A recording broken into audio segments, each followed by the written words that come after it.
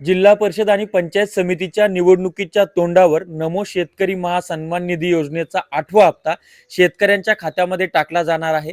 28 जानेवारी ते 4-5 फेब्रुवारीच्या दरम्यान हा हप्ता शेतकऱ्यांच्या खात्यामध्ये टाकण्यात येईल. त्याच्यामध्ये सर्वात महत्त्वाचं म्हणजे 28 तारखेच्या दरम्यान शासन निर्णय निघेल. त्यानंतर पुढच्या 1-2-3 दिवसामध्ये शेतकऱ्यांच्या खात्यामध्ये पैसे जमा करण्यात येतील आणि त्यानंतर 6 तारखेला जिल्हा परिषदेचं मतदान आहे आणि 7 तारखेला निकाल आहे. आता हा कुठला ट्रेंड आणलाय, ही कुठली नवीन प्रथा चालू झालेली आहे? म्हणजे शेतकऱ्याला, नागरिकाला हे लबाड लांडगे, मग ते राजकारणी कुठल्याही पक्षाचे असो किंवा सत्ताधारी असो, हे समजतात तरी काय? म्हणजे बाकी लोकांचं समजू शकतो मी, महानगरपालिका, नगरपालिका या निवडणुकीच्या आधी लाडक्या बहिणीचा हप्ता टाकायचा आणि नंतर मग त्या निवडणुकीच्या मतदानाला तो मतदार सादर होणार स्वतःला आणि मग त्याचे मन विचलित होऊन काही टक्के का होईना लोक त्या ठिकाणी सत्ताधाऱ्यांना मतदान करणार. या सगळ्या गोष्टी मला त्याच्याबद्दल काही फार म्हणायचं नाही. मला शेतकऱ्यांबद्दल म्हणायचंय की एकीकडे 80-90च्या दशकामध्ये युगात्मा शरद जोशी साहेबांनी चळवळ उभी करत असताना आम्ही शेतकरी चळवळीमध्ये शपथ घ्यायचो. ती शपथ अशी होती की शेतकऱ्याचं लाचारीचं जिनं संपून इतर नागरिकाप्रमाणे त्याला सुद्धा सुखानं, सन्मानानं, स्वाभिमानानं जगता आलं पाहिजे.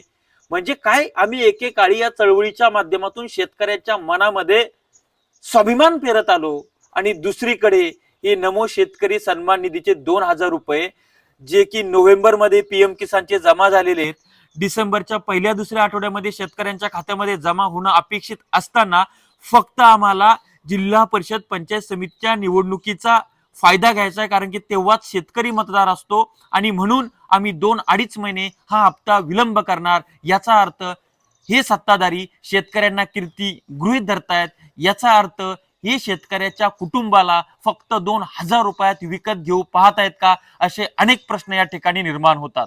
हे सर्व होत असताना कुठे आहे आचारसंहिता, कुठे आहे निवडणूक आयोग, असे प्रश्न निर्माण होतात. मान्य आहे, आधीच्या योजना तुम्ही चालू ठेवू शकता, परंतु त्या योजना जेव्हा त्याचा पैसा खात्यात टाकायचा असतो त्यावेळेला न टाकता हेतू पुरस्कर एखाद्या निवडणुकीचा फायदा घेण्यासाठी निवडणुकीच्या आधी जर टाकल्या जात असेल तर हा आचारसंहितेचा भंगच आहे. याच्यावर ऑब्जेक्शन घेतल्या गेलं पाहिजे आणि आमची किंमत एका दाण्याचे 1000 दाणे करणारा त्याची किंमत 2,000 रुपये. अरे, शेतमालामध्ये धोरणांद्वारे लूट करता आणि असे पीएम किसान नमो शेतकरीचे पैसे खात्यामध्ये टाकता आणि याला शेतकरी भळभळतोय. आपल्यातली चळवळ मोडीत निघाली आहे, आपल्यातला स्वाभिमान हरवून चाललाय.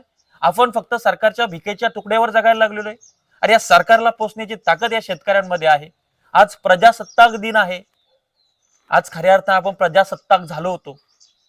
1947ला 15 ऑगस्टला आपण स्वतंत्र झालो होतो आणि 1950ला 26 जानेवारीला आपण आपली स्वतःचं संविधान राज्यघटना अंगीकृत केली होती आणि लोकांनी लोकांसाठी निर्माण केलेलं राज्य म्हणजे लोकशाही, गणराज्य. गण म्हणजे नागरिक, नागरिकांचं राज्य. कृषी प्रधान म्हणजेच काय, ज्या ठिकाणी कृषकांची अर्थात शेतकऱ्यांची प्रधानता आहे ते राज्य, तो देश आज शेतकऱ्याला लाचार बनवून टाकलेला आहे. डॉक्टर बाबासाहेब आंबेडकर सांगायचे, जा आणि तुझ्या घराच्या पाठभिंतीवर लिहून ठेव की मला या देशाची शासनकर्ती जमात व्हायचंय. शेतकरी किती मोठ्या संख्येनं आहोत आपण का नाही होऊ शकत या देशाची शासनकर्ती जमात? आपण का नाही आपल्यासाठी धोरणं राबवू शकत? आपण का नाही एकत्र येऊ शकत? याच्यावर आज 26 जानेवारीच्या निमित्तानं आपण सगळ्यांनी विचार करावा. माझ्या मायबाप शेतकऱ्यांना, कष्टकरी, रोजगार बंधू भगिनींना, माझ्या नागरिकांना प्रजासत्ताक दिनाच्या खूप खूप शुभेच्छा. मनपूर्वक धन्यवाद.